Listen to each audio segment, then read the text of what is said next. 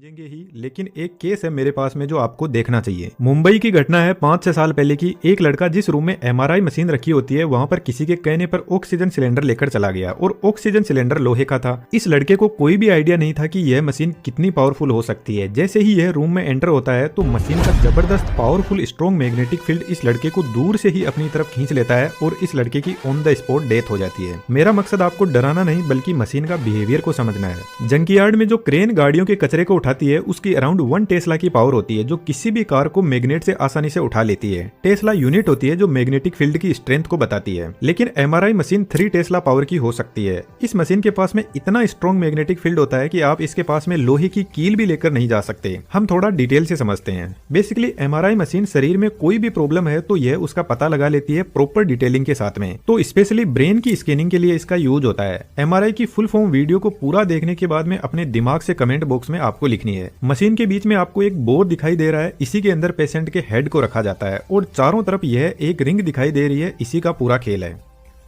इस रिंग के अंदर एक सुपर कंडक्टिंग मैग्नेट होती है जो एक परमानेंट मैग्नेट ही होती है, लेकिन इसका बिहेवियर थोड़ा अलग टाइप का है। मैग्नेट के अंदर एक कोइल टाइप वाइंडिंग होती है जो नियोबियम या टाइटेनियम की बनी होती है। इस कोइल का रेजिस्टेंस एकदम 0 होता है, लेकिन फिलहाल इस कोइल के पास में कोई मैग्नेटिक फील्ड नहीं है तो सबसे पहले इस कोइल को चार्ज किया जाता है और जैसे ही यह चार्ज होगी तो कोइल के अंदर करंट सर्कुलेट करने लग जाएगा और यह करंट अपने आसपास एक मैग्नेटिक फील्ड जनरेट करेगा। लेकिन यह फील्ड ज्यादा स्ट्रॉन्ग नहीं होगा क्योंकि करंट सर्कुलेट होगा तो वाइंडिंग का टेम्परेचर बढ़ेगा और रेजिस्टेंस बीच में आ जाएगा। तो रेजिस्टेंस को 0 मेंटेन रखने के लिए इस कोइल को लिक्विड हीलियम की कूलिंग प्रोवाइड की जाती है जिसका टेम्परेचर -261 डिग्री सेंटीग्रेड होता है और यह लिक्विड हीलियम कोइल के टेम्परेचर को 0 डिग्री सेंटीग्रेड पर रखती है, जिसकी वजह से यह कोइल सुपर कंडक्टिंग स्टेज में आ जाती है और इसके पास में एक पावरफुल स्ट्रॉन्ग मैग्नेटिक फील्ड हो जाता है। इस कोइल का रेजिस्टेंस ही 0 है तो इसको हमें बाहर से कोई भी सप्लाई देने की जरूरत नहीं है। एक बार इस कोइल को चार्ज कर दो और जब यह सुपर कंडक्टिंग स्टेज में पहुंच जाए तो इसका मैग्नेटिक फील्ड लाइफ टाइम तक रहेगा क्योंकि रेजिस्टेंस ही पावर को लॉस करता है और यहाँ पे रेजिस्टेंस ही 0 है और इसके बाद में मैग्नेट को पैक कर दिया जाता है।